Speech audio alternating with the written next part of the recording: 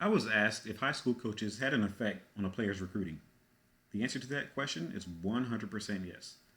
I'm going to talk to you about two different types of coaches. The first one is Bud Kilmer from the movie Varsity Blues. Although Varsity Blues is a fictional movie, there are really Bud Kilmers out there in real life. See, these types of coaches, the only thing they care about is winning games. They do not have your best interests at heart. I've seen where coaches like this will fix grades so that way the star player remain eligible to play in a game.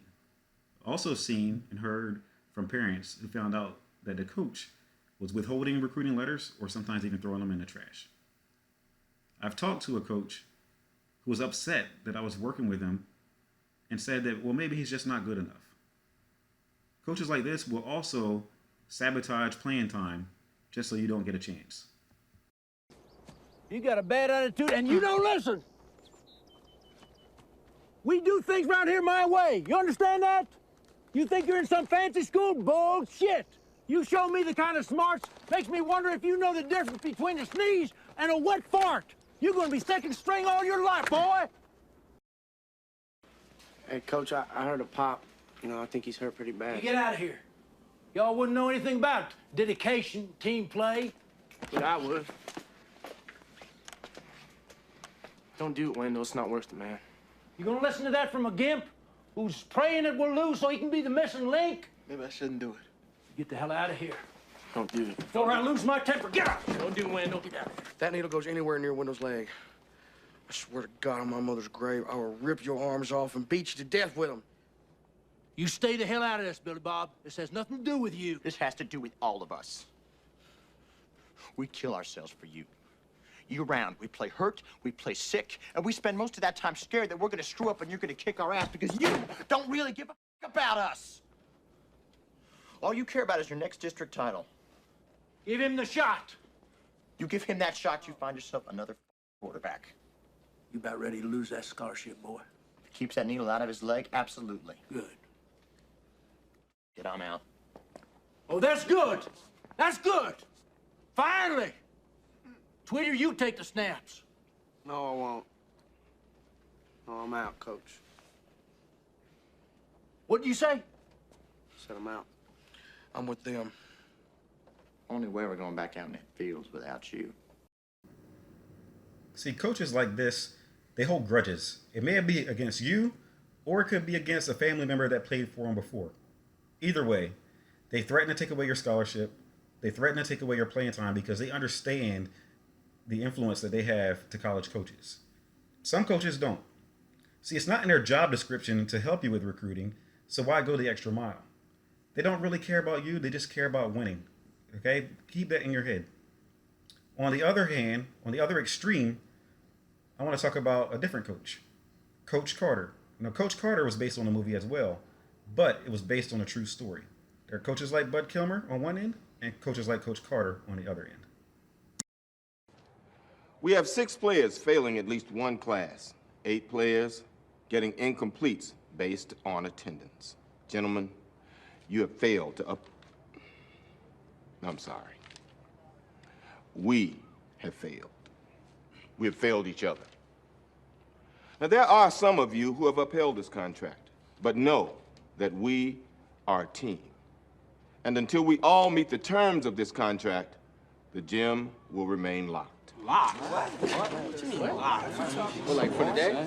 You must mean for the day. Mr. Thompson, Mr. Gessick, and Ms. Sherman have generously volunteered their time to help us reach our goals. But, Coach, I have a 3.3. That's good, sir. Do you score all the points for the team, too? Coach Ken Carter became famous for his notorious lockdown, where he purposefully forfeited games during his undefeated season because his students didn't make the grade. Now, as a coach, you're paid to coach and win games. If you're a teacher, you have to grade homework, you have to get ready for lesson plans. There's so much you have to do, and then you have to make time for your own family. So if you find yourself a coach like a Coach Carter who is willing to lose games on purpose just so your child can get their grades up and go to college, that's a blessing. Make sure you appreciate what you have. Now, like I said before, it's not required of a coach to do this. And a lot of times people expect that's what a coach is supposed to do. That's their job. Well, you know what? Some coaches actually care about what they're doing, and some coaches are just there to get a check, and some coaches are just there to win games. But if your coach actually cares enough to make sure that you see high school all the way through to the end, then you need to appreciate it. A lock on the gym and force them to meet you in the library. Are you crazy? Miss Garrison, I'm surprised you know where my office is. Take the lock off that gym. My phone hasn't stopped ringing. Maybe someone on the other end of that phone has a solution to our problem. Your intentions are good, Mr. Carter, but your methods are a bit extreme. You painted an extreme picture. No one expects them to graduate. No one expects them to go to college. So you take away basketball, the one area of their lives where they have some success? Yes, ma'am. And you challenge them academically? Yes, ma'am. And what if they fail? Then we failed. Unfortunately, Mr. Carter, both you and I know that for some of these kids, this basketball season will be the highlight of their lives. Well, I think that's the problem. Don't you?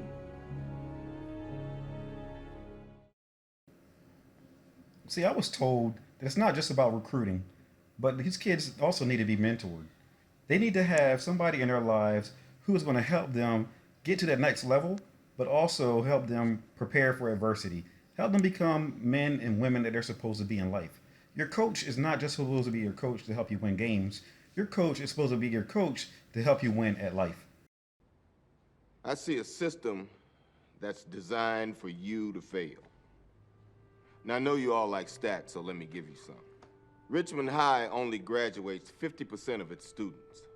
And of those that do graduate, only 6% go to college.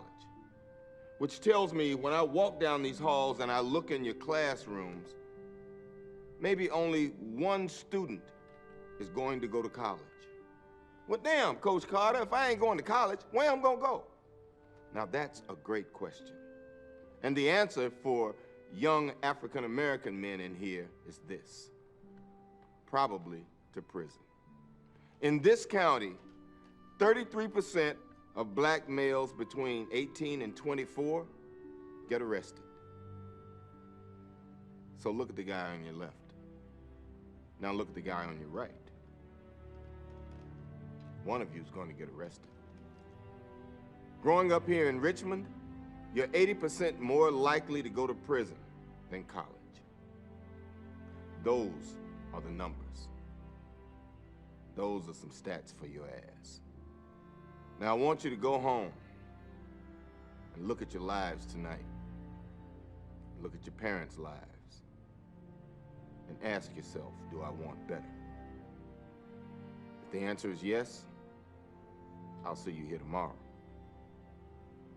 And I promise you, I will do everything in my power to get you to college and to a better life.